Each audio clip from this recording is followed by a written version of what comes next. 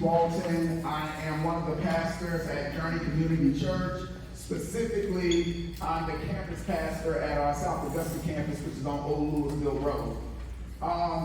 Some of you may have seen me here last year. I recognize a lot of you from dropping off food into your classrooms for students. Many of you last year came out to our trunk or treat and you decorated your cars and gave out candy to kids from the community, which was extremely exciting to see when they saw, and this is a hypothetical teacher's name, Miss Johnson. They were like, Miss Johnson, what you doing here?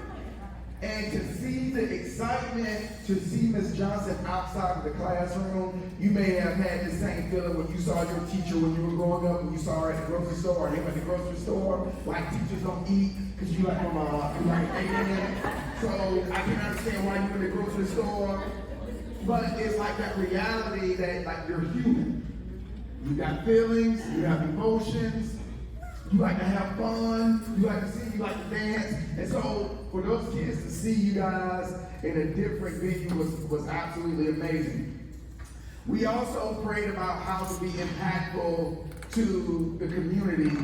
And many of you know their backpack drives all over the city. We used to do them. We stopped doing them because of what we did here at Richmond Hill.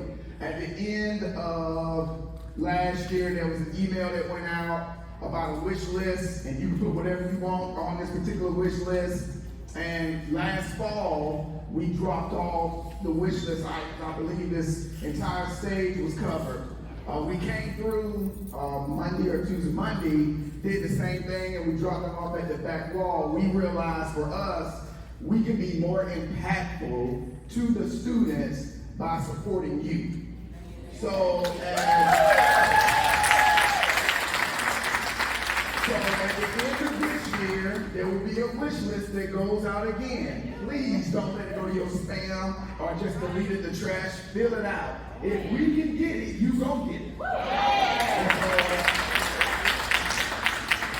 That is why we are here. That's one of the whys. We're talking about two whys. One of the whys is we want to support you. We felt like if we could support you, then you will blossom in your classroom. And if you blossom in your classroom, the students are going to get a better product from you. And instead of you going out spending your hard-earned money to get the supplies you need, we want to supplement that for you guys. So throughout this year, I'll continue to talk to your principal, Dr. Spruill, about different things that we can do to help support you. We've also decided to take this to other faith-based institutions in the community to say, if you would support the teachers in the school where your church is, you can make a bigger impact with the students. Supporting the teachers supports the students. So that's the why in that. The second why I want to share with you is this. It's easy to start, it's hard to finish. And everybody know in education, I have 27 years of it, so this is very dear to me. We all start the school year off, we look pretty, our hair is done, our makeup is done. And then you have a junior in your classroom, and by Christmas break, your hair all over the place. You look like Einstein. And so I want to challenge you to remember why you do this. If you can time travel back to when you were in school, may have been your freshman year, may have been your sophomore year of college or your junior year, you declared your major, you decided that you were going to answer the call to be a teacher. And in the midst of answering the call to be a teacher, you got this big test. For me, it was statistics. Struggled with it the whole time. I can remember praying to God, if you just give me the strength to get through this class, give me a C, I'll even take a D. I just need to pass. And give me the strength to allow me to pass this class. Just come on. And then I take the test. I don't get a C. I don't get a D. I get a B. That excitement that I have because I passed this class and I'm going to be able to move on to answer the call to be an educator. Maybe it was the time when you filled out your application to take the certification, to get your certification, and you're praying, God, I don't do well in tests. I got to pass this test to get my certification, and you're stressed about it. Your anxiety's on 10.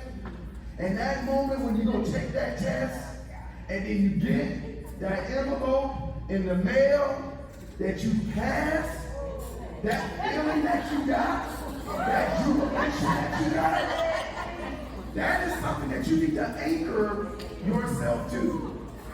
Because when you're dealing with Junior, come Christmas break, and he don't listen to nothing you say, and you're questioning why you even doing what you're doing, Lord knows I can work at UPS and be so much better than this. I want you to remember the feeling you had when you passed your certification. Or there was another feeling you had. Didn't have a job, I was praying, I went to this job fair, and I applied to teach in this particular school system, and they called me back for my interview. And at the end of the interview, they called me their teacher. And when you walked out of the room and you got in your car, and you wiped the tears from your eyes because you got it, you did it, you're where you're supposed to be, you are a teacher. And you got your first job. I want you to remember that feeling. Come Christmas break, and you're dealing with Junior, and you get on your last nerve. You were called to do this. This ain't for everybody at all. So I'm gonna leave you with this. Another why.